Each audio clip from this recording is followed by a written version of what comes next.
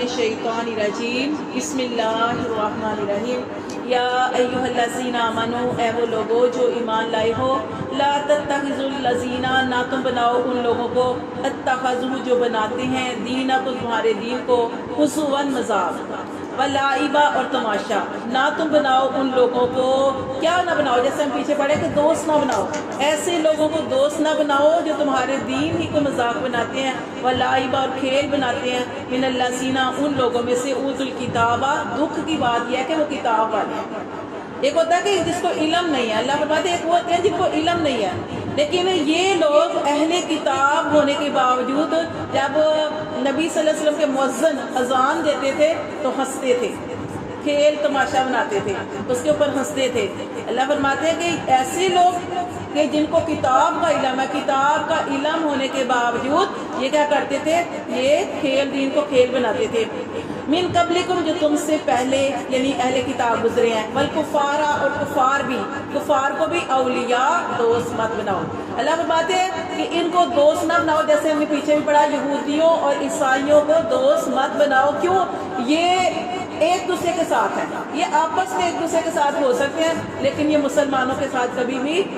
مخلص نہیں ہو سکتے اس لیے اللہ تعالیٰ نے فرمایا کہ ایسے لوگوں کے ساتھ دوستی نہ کرو اور کافروں کو بھی دوست نہ بناؤ واتقوا اللہ اللہ تعالیٰ سے ڈرتے رہو یعنی اللہ کے ہر حکم کو مانتے رہو جیسے اللہ کا حکم آ گیا اس حکم کو اسی طریقے سے مانو واتقوا اللہ اللہ تعالیٰ سے ڈرتے رہو ان کنتم مؤمنین اگر تم ہو ایمان والے وَإِذَا اور جب نادیتم جب تم بلائے جاتے ہو الی الصلاۃ نماز کی طرف الی الصلاۃ اتخذوها تو وہ جب تم نماز کی طرف بلائے جاتے ہو جب نماز ہوتی ہے اذان ہوتی ہے تم نماز کی طرف بلائے جاتے ہو تو وہ کیا کرتے ہیں پکڑتے ہیں اس کو ہزوا مذاق و لعب اور کھیل جیسے بھی میں نے بتایا کہ مؤذن اذان دیتا تھا تو اس کو کھیل تماشا سمجھتے تھے ہنستے تھے مسکراتے تھے اللہ فرماتے ہیں ذالک یہ بانہم اس وجہ سے قوم کہ یہ ایسے لوگ ہیں لا یعقلون جو عقل نہیں رکھتے یعنی جب دیکھیں نا اذان کی پیچھے بھی ہم نے پڑھا تھا کہ جو سمجھ رکھتے ہیں ان کو تو یہ بات کا پتہ ہے کہ جب اذان ہوتی ہے تو اللہ کی رحمتیں نازل ہوتی ہیں نماز جب ہوتی ہے اذان جب ہوتی ہے اللہ کی طرف سے بلاوا آتا ہے اور اس میں بار بار یہی کہا جاتا ہے اللہ اکبر کہ سارے کام کو چھوڑ دو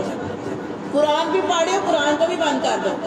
کیونکہ اللہ سب سے بڑا ہے کتنا ٹائم تھوڑا سا ٹائم لگتا ہے اذان سننے میں اذان سنیں اذان کا جواب دیں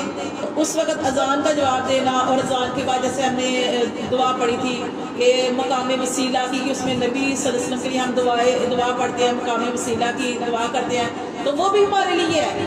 کہ ہم وہ دعا پڑھتے ہیں اس کے بدلے میں ہمیں کیا ملے گا نبی صلی اللہ علیہ وسلم نے ارشاد فرمایا جو یہ دعا پڑھتے ہیں اذان کے بعد کی دعا تو میری شفاعت اس کے لیے واجب ہے تو یہ اللہ کی رحمتیں برکتیں نازل ہوتی ہیں ہم اذان کا جواب دیتے ہیں ثواب ملتا ہے اور اس کے بعد جو دعا پڑھتے ہیں اذان کے بعد کی دعا وہ بھی گویا کہ سمجھو کہ وہ بھی ہم اپنے لیے کر رہے ہیں اور اس اذان کے اندر کیا ہوتا ہے کہ ہماری دعا قبول ہوتی ہے دعا بھی کرنی چاہیے ٹھیک ہے اذان کے اندر یا اذان کے بعد جو جیسے ہم کہا تھا کہ اذان کے بعد بھی وہ کیا پڑھنا ہے درود شریف پڑھنا ہے کلمہ پڑھنا ہے اور کیا کرنا ہے یہ دعا پڑھنی ہے جو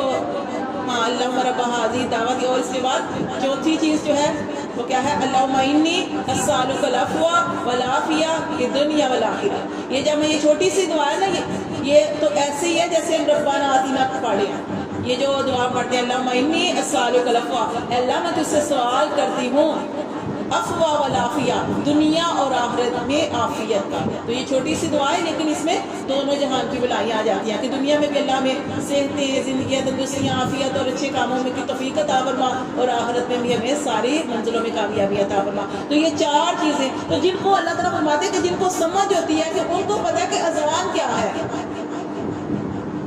اور اذان کے بعد دعا کیا ہے لیکن جو لوگ سمجھتے نہیں وہ اس کو